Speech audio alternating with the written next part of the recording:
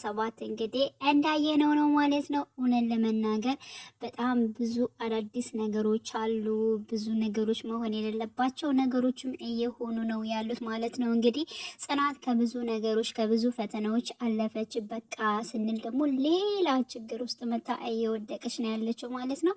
ይህንንም እንግዲህ ግልጽ ሆኖ ያለ መናገር ይመስለኛል። ምክንያቱም በባለፈው እንግዲህ የኪራ አባት እንዲሁም የጽናት አባት ባሉበት ነገሮችን እንፍታቸው፣ ነገሮችን እንናገር፣ ከዚህ በላይ ነገሮችን ከደባበቅናቸው ውሸት ራሱ ሌላ ችግር ያመጣል በማለት እንግዲህ ኪራ ያለውን ሀሳብ ለጽናት አካፍሎ ነበር ማለት ነው። ጽናት ደግሞ በዚህ ሁኔታ ላይ ስለናንተ ፍቅር ማንም መስማት የለበትም፣ ድብቅ መሆን አለበት እንጂ እኔ አባቴ እዚያ አላገባም ብዬ መጥቼ እንደገና ከዚህ ትምህርቴን ትቼ ሌላ ውስጥ መገኘት አልፈልግም። አሁን ራሱ ጨንቆኛል በጣም ስለ ትምህርቴ ዋሽቼ እንኳን ቤት ውስጥ እንደምሰራ ቢያቅ አባቴ ምን ያህል ስሜት ውስጥ እንደሚገባ አውቃለሁ። ስለዚህ እባክህን በማለት እንግዲህ ያን ነገር አስቀምጣ ነበር ማለት ነው። ምክንያቱም አሁን ላይ ግን ማለት ነው ሌላ እንግዲህ ያላሰቡት ነገር ተፈጥሯል።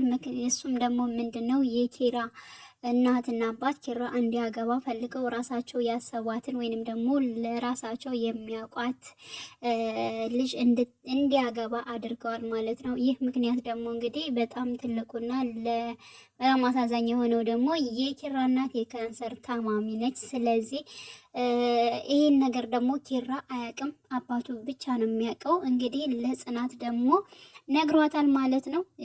እንግዲህ ያው የኪራ እናት የካንሰር ታማሚ እንደሆነች፣ ስለዚህ ኪራ ማግባት እንዳለበት፣ የእሱን ወግና ማዕረግ ማየት እንደምትፈልግ በአስቸኳይ እንደምትፈልግ እንግዲህ አሳውቋል ማለት ነው። እሱም ደግሞ እንግዲህ ያለውን ሁኔታ የምትረጅኝ አንቺ ነሽ፣ ምክንያቱም ልጅቷ ከዚህ ቤት ትመጣለች፣ ስለዚህ ከኪራ ጋር እንዲቀራረቡና በፍቅር እንዲሆኑ ታደርግልኛለሽ በማለት እንግዲህ ቃል ያስገባታል ማለት ነው። ይሄን ነገር ሲነገራት ግን ጽናት እጅጉን ነገሮቹ ደብልቅልቅ ሆኖባታል ማለት ነው። ምክንያቱም ኪራና ጽናት እጅግ በጣም የሚዋደዱ ነው።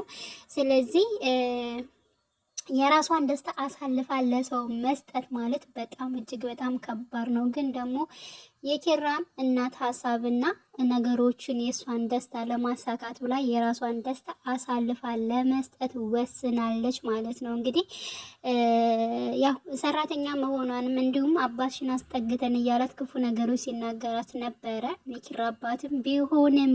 ቢሆንም ግን የነሱን ደስታ የራሷን ነገር ድብቅ አድርጋ የነሱን ደስታ ለማሳካት ተነስታለች ማለት ነው ጽናት።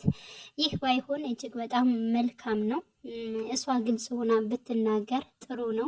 ቢያንስ ማለት ነገሮቹን ባትደብቅ፣ ቢያንስ እንደው ለመራዊት ብታወያያት ብዬ ተመኝቼ ነበር። ግን ደግሞ ማንም እንዲሰማ አልፈለገችም። ያውም ደግሞ የኪራ አባት ሲነግራት ደግሞ ነገሮችን አስጠንቅቀው ነው ማለት ነው። ስለዚህ ልጅቷ ትመጣለች፣ ነገሮችን አንቺ ትቀጥያለሽ፣ እነሱ ሁለታቸው እንዲግባቡ እንዲዋደዱ ታደርጊልኛለች። ስለዚህ እሱ ተሎ ማግባት አለበት፣ ተሎም ደግሞ የእሱን ደስታ ደግሞ እናቱ ማየት አለባት፣ በዚህ ዓለም ላይ እያለሽ ማየት አለባት፣ እባክሽን እርጂኝ በማለት እንግዲህ በተማጽኖም ስለጠየቃት እሷ ቃል ገብታለች።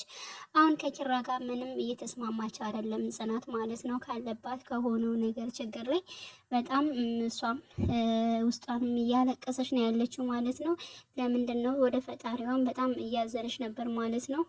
ደስታ ስታይ ለምን ትነፍገኛለህ በማለት እንግዲህ ፈጣሪንም ስታማርር አይተናል ማለት ነው። እውነት ነው።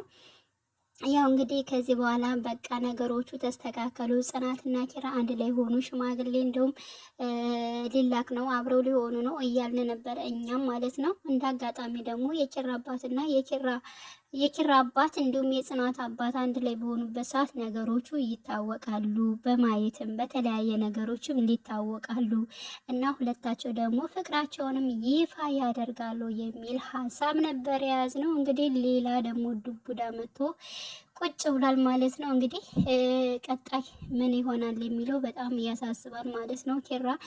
ኪራም እንግዲህ በፊት እንግዲህ ለጽናት ብሎ ብዙ መስዋዕትነት ከፍሏል እንዳያችሁት ማለት ነው። ቤቲ ስንት ነገር አድርጋ ልክ እንደ እየፈለጋት አልፈልግም ብሎ ብዙ ነገሮችን አድርጎ መጨረሻ ቤቲን አስወጥቷታል ማለት ነው።